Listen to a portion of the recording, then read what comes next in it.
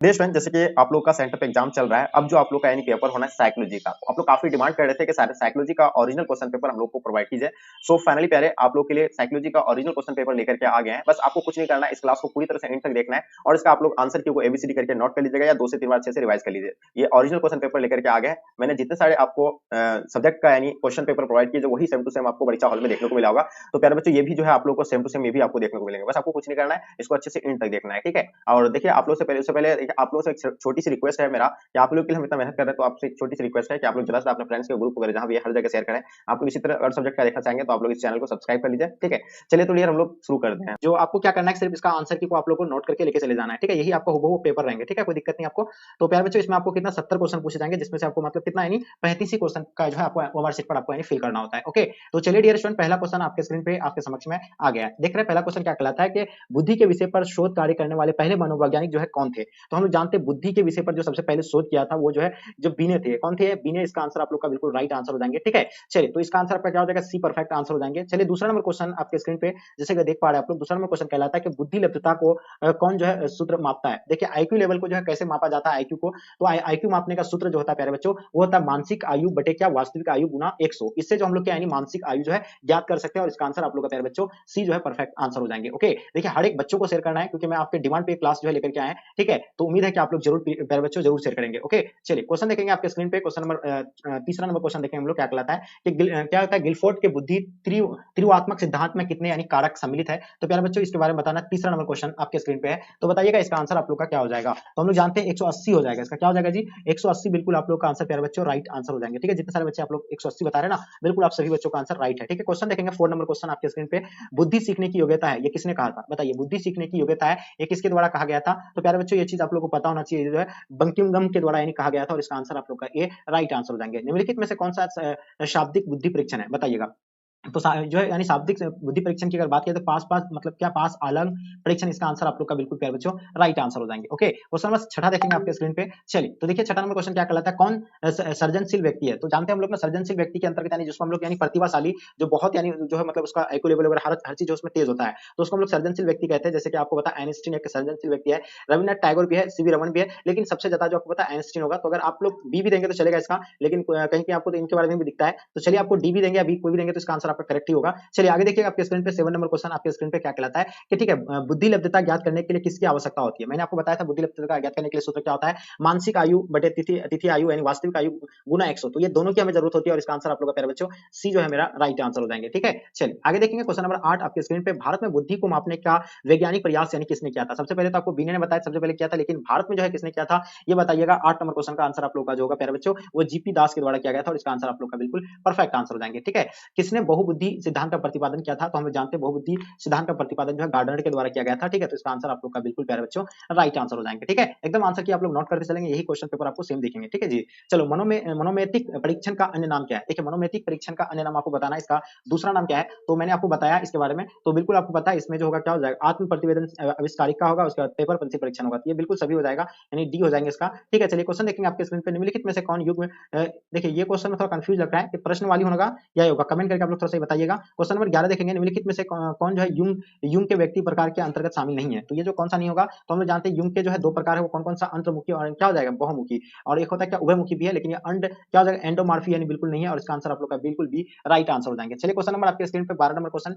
Type सी व्यक्ति का प्रतिपादन किसने दिया था। देखिए, type A, type B, type C. तो टाइप सी का जो दिया था फ्रेडमैन ने दिया था, और ये बिल्कुल इसका आंसर आपका सी राइट आंसर हो जाएंगे। ये तीन टाइप बताए, ए बी सी एंड तीन टाइप बताए थे, और ये जो है युंग ने जो है टाइप ए और टाइप बी बताया था, ठीक है जी। चलिए आगे देखेंगे रोसार्क परीक्षण क्या है, बताइए। रोसार्क परीक्षण के बारे में आपको बताना है 30 नंबर क्वेश्चन का। तो प्यारे बच्चों, आप लोग को बिल्कुल पता होना चाहिए रोसार्क परीक्षण जो आपका इसका यानी प्रक्षेपी परीक्षण हो जाएगा, और इसका आंसर आप लोग का बिल्कुल सी राइट आंसर हो जाएंगे। सिलगुन के आधार पर किसने जो है व्यक्ति को विभाजित किया है। तो हम लोग जानते हैं कि सिलगुन के आधार पर जो है व्यक्ति को विभाजन जो किया गया था वो किसके द्वारा किया गया था। 14 नंबर क्वेश्चन का। तो इसमें आपका इनमें से कोई नहीं होगा, लेकिन इसका नाम कुछ था, अभी हम शायद भूल रहे हैं, ठीक है। इसका डी बताना आपको आंसर देना है, ठीक है। चलिए क्वेश्चन नंबर देखेंगे 15 नंबर क्वेश्चन आपके स्क्रीन पे क्या कहलाता है किसने व्यक्तित्व को यानी टाइप 1 प्रकार तथा टाइप बी प्रकार में बांटा है? तो मैंने आपको बताया था ना, यूंग और कौन बताए थे?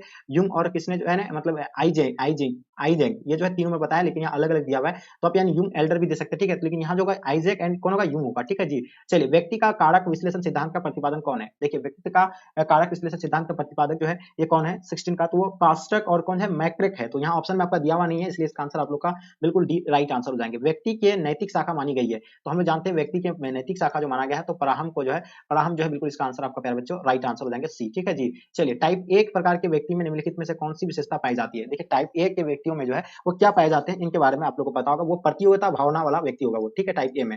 चलिए, तो इसका आंसर आपका ए राइट आंसर हो जाएंगे। किस अवस्था में जननेंद्रियों पर फोकस होता है? तो गुप्त अवस्था में, या लैंगिक अवस्था में, या जनिंद्र अवस्था में, या मुख अवस्था में? तो देखिए, आपको यानी जनिंद्र अवस्था होगा या लैंगिक अवस्था होगा, कमेंट करके आप लोग बताइए। क्वेश्चन नंबर 20 देखेंगे, एम मतलब क्या, MMPI आविष्कारक किसने मतलब क्या विकसित किया था? बताइए, इसका आंसर आप लोग का क्या हो जाएंगे? तो प्यारे बच्चों, ये बिल्कुल आप लोग को पता होना चाहिए, इसका हाथवे तथा मैकिले, यानी इसका आंसर आप लोग का बिल्कुल भी राइट आंसर हो जाएंगे। जब व्यक्ति अपने आहा को किसी कष्ट मतलब कष्टकर इच्छा के ठीक विपरीत इच्छा की प्रेरणा विकसित करने से मतलब करने उनसे उत्पन्न चिंता, अपने आप को यानी बचाना, ठीक है, मतलब क्या हो गया, यानी अपने आप को बचाता है, उसे क्या कहा जाता है? तो प्यारे बच्चों, इसको हम लोग जो कहेंगे, क्या कहेंगे इसको, व्यक्ति व्यक्ति मतलब क्या हो जाएगा आपका, यानी योक्ति मतलब व्यक्तित्वीकरण कहेंगे, और इसका आंसर आपका जो है बिल्कुल यानी राइट आंसर हो जाएंगे। एक क्वेश्चन देखेंगे, संवेदनात्मक अहन किससे संबंधित है? बताइए, 20 नंबर क्वेश्चन का आपको आंसर बताना है। चलिए, तो इसका अगर आंसर की बात किया जाए 20 नंबर क्वेश्चन का प्यारे बच्चों, तो इसका आंसर आपका क्या हो जाएगा जी? चलिए, तो ये आत्म रक्षा भी होगा, आत्मसमर्पणता होगा, आत्मसम्मान भी होगा, तो इनमें से सभी हो जाएगा इसका आंसर। चलिए, क्वेश्चन देखेंगे, सामूहिक अचेतना का संप्रदाय का प्रतिपादन किसने किया था? देखिए, सामूहिक अचेतना का संप्रदाय का प्रतिपादन जो है किसने किया था, इनके बारे में बताना आपको 23 का। चलिए, बताइएगा। तो हम लोग जानते हैं इसका आंसर जो होगा आपका प्यारे बच्चों, यानी इसका आंसर फ्राइड होगा, ऑप्शन सी बिल्कुल राइट आंसर हो जाएंगे, ठीक है जी।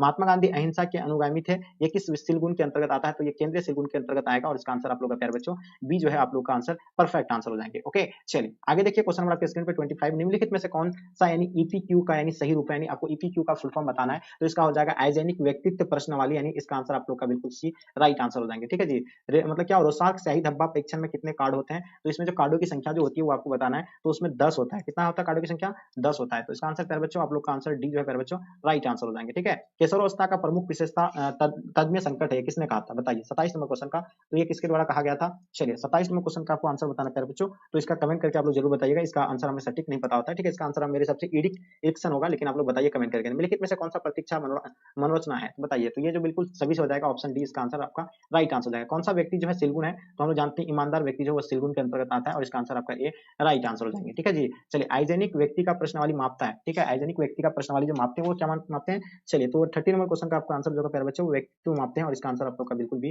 राइट आंसर हो जाएंगे। क्वेश्चन नंबर 31 देखेंगे आपके स्क्रीन पे, निम्न में से कौन मानव निर्मित आपदा है? तो देखिए, मानव के द्वारा जो निर्मित आपदा है, तो बाढ़ तो नहीं होगा, ये प्रकृति है, प्राकृतिक है, भूकंप भी है, चक्रवात भी प्राकृतिक है, लेकिन प्रदूषण जो है मानव के द्वारा फैलाया जाने वाला ये जो आपदा है, ठीक है। निम्नलिखित में से कौन मनोवैज्ञानिक प्रतिबल नहीं है? चलिए, तो द्विंद जो है मनोवैज्ञानिक प्रतिबल नहीं आता है, ये 32 नंबर क्वेश्चन का आपका आंसर जो होगा बिल्कुल ये जो शोर अंतर का आंसर हो जाएगा आपका, ठीक है। चलिए, क्वेश्चन देखेंगे, मन मस्तिष्क तथा प्रतिरक्षा तंत्र को के आपसी संबंध को अध्ययन करने वाले विज्ञान को यानी कहा जाता है साइको न्यूरो इम्यूनोलॉजी जो है इसको कहा जाता है, और इसका आंसर आप लोग का राइट आंसर हो जाएंगे, ठीक है।